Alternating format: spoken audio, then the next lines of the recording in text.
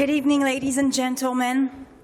I have to say I was very touched from the speech of Bruno Lamar, Minister, and it echoes in, and we don't take for granted for friends that we have, especially here in the crowd, many parliament members, many ministers, senators, representatives, Ellen Carr, of course, that's been a great friend to the State of Israel. Thank you as well. And obviously, thanks for ELNET for organizing this incredible event, and thank you for giving me the opportunity to speak. So my speech is aimed toward those representatives who are sitting around us. And I know that you are great friends of our country, but I would like you to echo this message out to your friends in parliaments, to your leadership as well. Because we stand at a crossroad today. And at this crossroad, history will always remember the choices that we made. The international community stood at the exact same spot before and made the wrong decisions. The cost was millions of lives. A violent, aggressive dictator with ambitions to take over, to control land and people.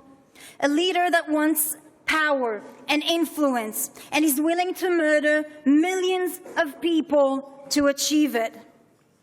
He's justifying it by cultural and religious belief that everybody are inferior to him and his people, that they are destined to control the world.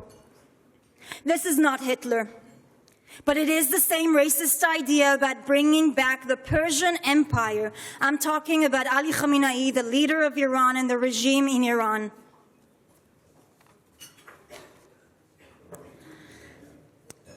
You know, Hitler didn't murder 6 million of my people just in one morning. It doesn't just happen like that.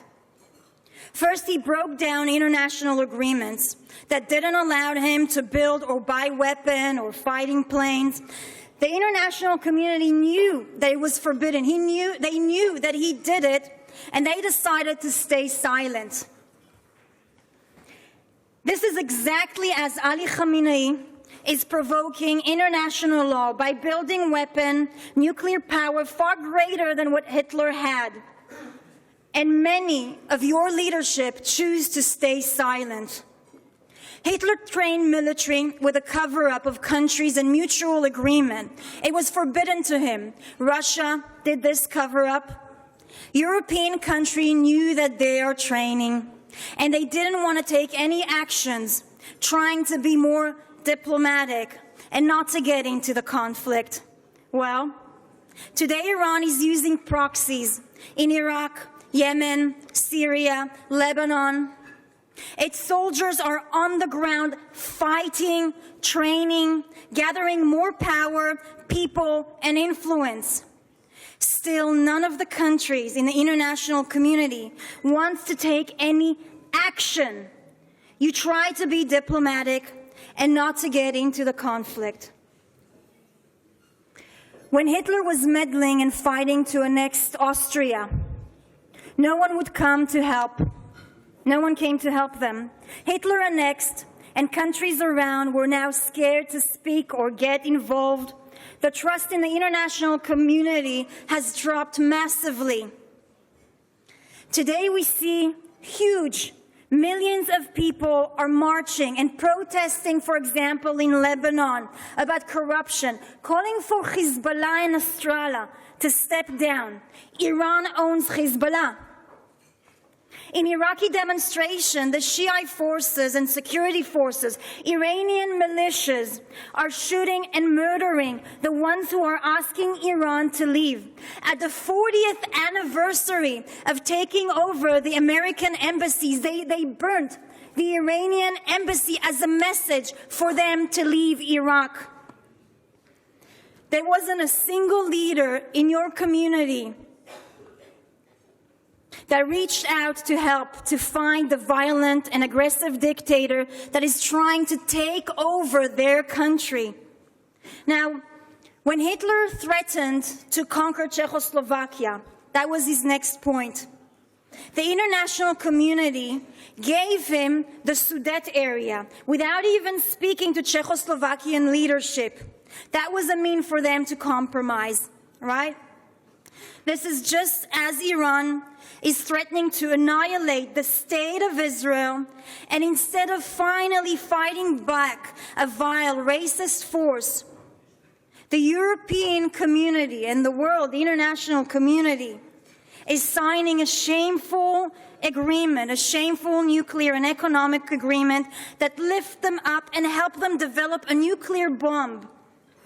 And all of that is without even consulting the state of Israel.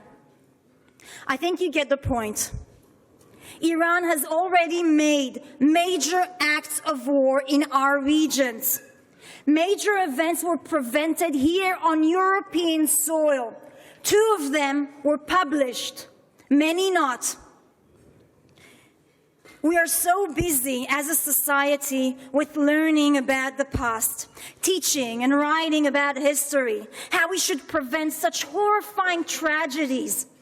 There are thousands of books about the Second World War, yet we fail to identify the exact same path in the present in order to actually prevent it. I think this is one of the biggest tragedies of our time. Churchill said that you were given the choice between war and dishonor. The international community chose dishonor, and he said, you will get war. That is exactly what happened then.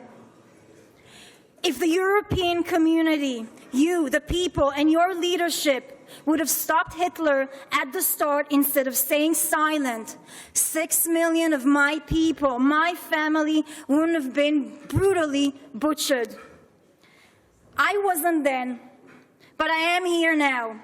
As a representative of a strong, independent, Jewish state leader, I'm able to stand and warn you, to ask you, don't stay silent this time.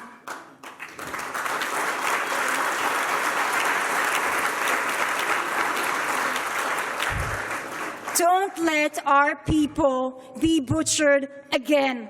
Stop this aggressive, violent regime and dictator now, before the price will be unbearable. Remember that a generation from now, you will be judged in the history books as those who may have stood silent.